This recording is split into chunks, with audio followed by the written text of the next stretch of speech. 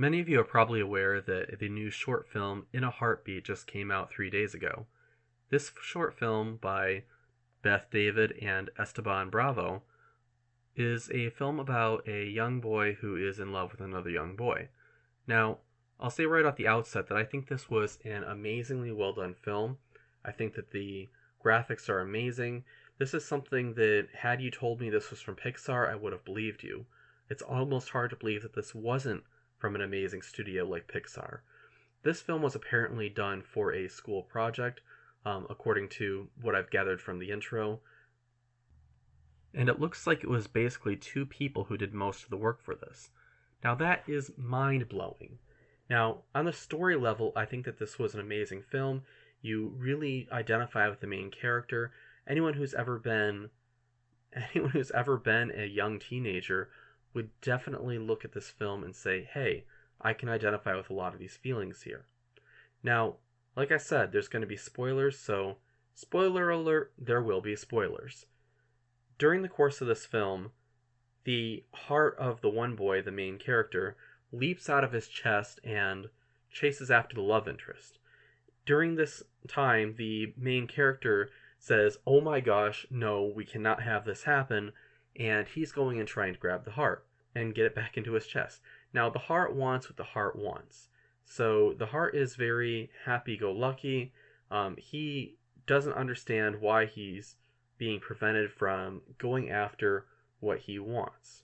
At one point, the one boy finally gets control of his heart without the love interest knowing what's going on, manages to get control of it just for that moment, and jumps into a trash can. And then the other boy looks at him with this kind of confused look on his face that says, are you okay, dude? And so I thought that that particular moment was really funny. The one boy is being really suave, he's being really cool, and the other boy is, being awkward and, not really able to get a hold of himself. And so I think we've all kind of been there, where we're trying to save face in front of the cool kid. Anybody who's ever been to middle school could probably identify with this. But despite the efforts of the main character, his heart gets the better of him. His heart does make it clear to everybody what's going on. The heart runs into the building and is showering his affection on the love interest, and the other boy runs in and tries to get his heart back. And not only does the love interest find out what's going on and look at him with this realization, everybody else is staring with a look of a mixture of confusion and disgust.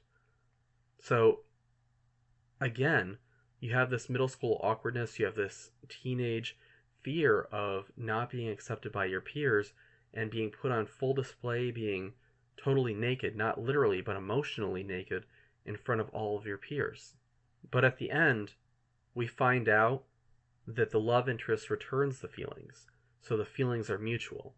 Now, one thing I do have to say is I watched this film not knowing how it was going to end, not having seen some of the articles that people put out about it, and so I was really invested in this character, really wanting to know what's going to happen.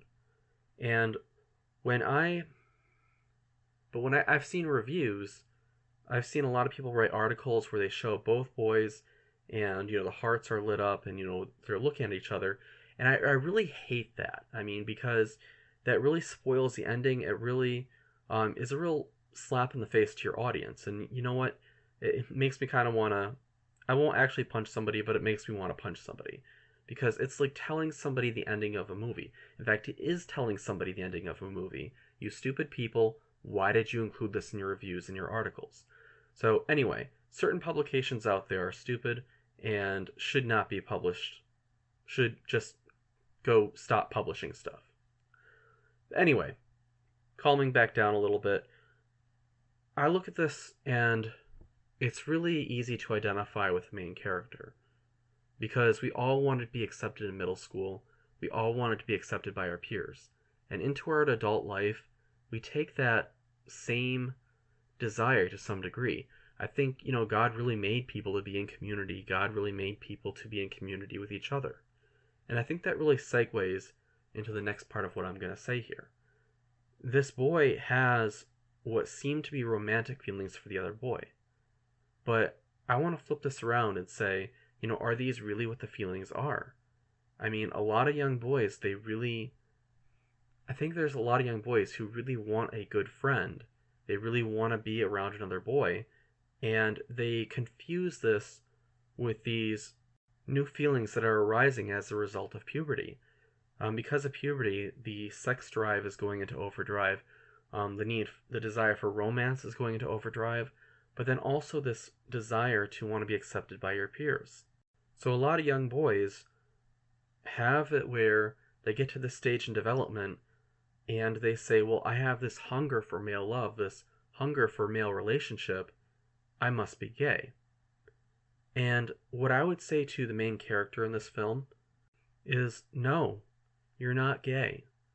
You have this desire for male love, you have this desire for male companionship that every man has had since the beginning of the world. Some men just happen to be a little more tender than others. And that's okay. Even if we look in the Bible, we see a very tender relationship between David and Jonathan.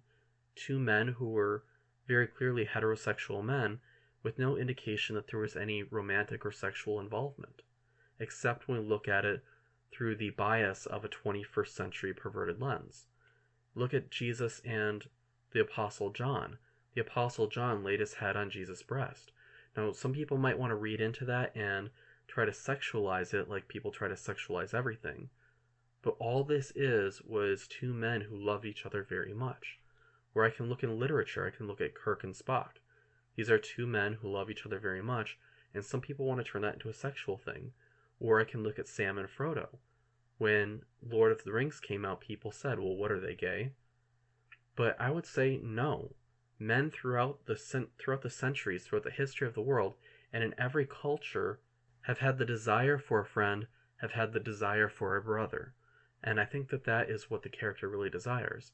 And I really hope that as these characters grow up, as these two boys who are, granted, fictional characters, as they grow up, I hope that they can learn that, hey, it's okay for us to be close. It's okay for us to be loving on one another. That doesn't make us gay. That doesn't mean that we have to go get married. That doesn't mean that we have to go have anal sex.